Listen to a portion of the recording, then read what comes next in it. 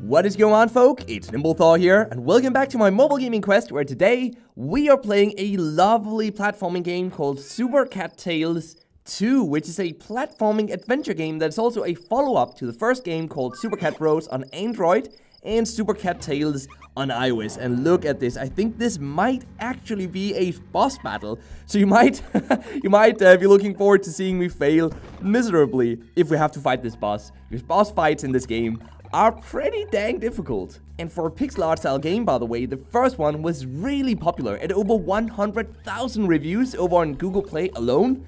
And I think it's because the game reminds people a bit of some sort of Nintendo platforming game. Oh, I didn't mean to go back there. With its very, very high quality and super simple controls, because if you look at it for a sec, there are no ugly UI buttons anywhere. We simply tap either side of the screen to either run in this direction or in that direction. And then if we double tap, we can start sprinting, and sprinting will allow us to do something unique depending on which cat we're playing with. So for example, let's switch to one of the other cats over here, because this one can only really do a bigger jump and do wall jumps better, whereas this one is actually able to hit enemies if we run into them. So let's try doing that. Let's sprint forward. As you guys can see, we didn't lose anything there. We lost no health, and we took out that opponent. So let's do that once more. Oh my, I didn't get to run there. Sometimes you do have to accelerate, so you have to double tap a bit earlier to be able to do that. But that's kind of cool. So switching between these cats, and you guys can see we're going to unlock more of them, will allow us to do something unique, such as I said before, doing a bigger wall jump or smashing into enemies to kill them. So let's try it this time again. Yes, that's how it's meant to be done. That's how it's meant to be done. This one, I think we might just want to try to sprint underneath.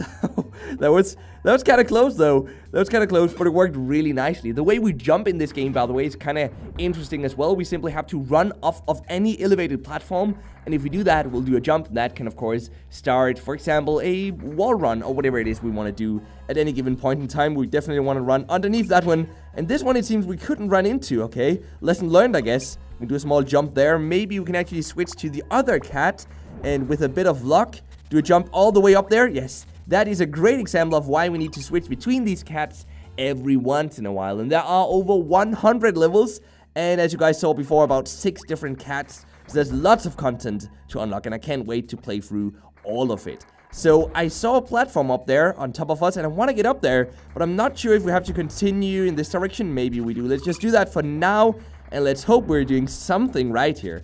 So let's run underneath that one. Oh, I see it now. I think we'll be able to get up there if we maybe do like this. Nope, that's not enough. Huh.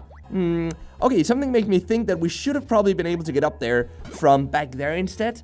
But we might not be able to do that with the cats we currently have, because at some point we will unlock new cats, and that will require us to go back and replay these older levels to get some of the bells. And we haven't gotten a single bell in this level so far, so I can't really show you guys that. But we can collect up to 3 bells in every single level, and doing so is required to unlock some of the higher levels. So that's one reason the game wants us to replay older levels, and we actually got one of the bells there. That's awesome. So now at least we have one, but we definitely need more than that. We definitely need all 3 of those bells, but sometimes they can be really difficult to find, and sometimes we need a better cat that we just simply haven't unlocked yet. But we're gonna finish this level here with only 1 out of 3 possible bells, which isn't too good, but at least we did finish it. We did finish this level here, and we got a notification there that we could buy the premium version of the game to remove all advertisements, which will appear every once in a while as video advertisements in between these levels.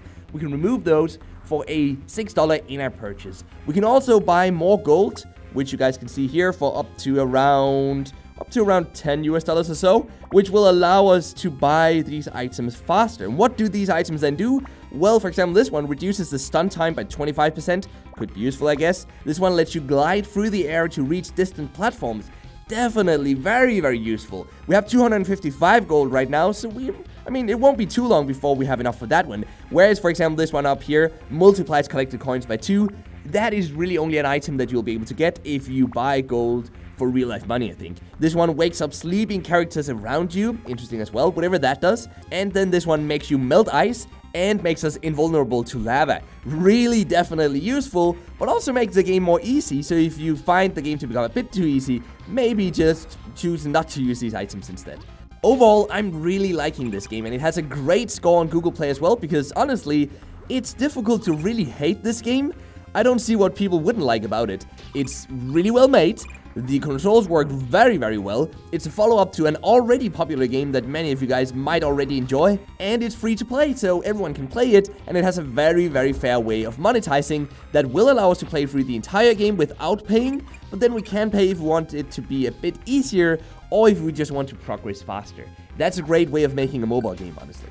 But what are you guys' thoughts on the game? Please do let me know in the comment section down below. And now for the mobile gaming fact of the day, which is that the Angry Birds developer Rovio is changing its strategy and now planning to work on 12 new games at once in an attempt to release more games faster. So instead of the 2 titles that they were aiming to release in 2019, we might suddenly start seeing lots of more Rovio games again. And hey, I mean, as long as they're great games, I'm definitely ready to jump into the Angry Birds universe.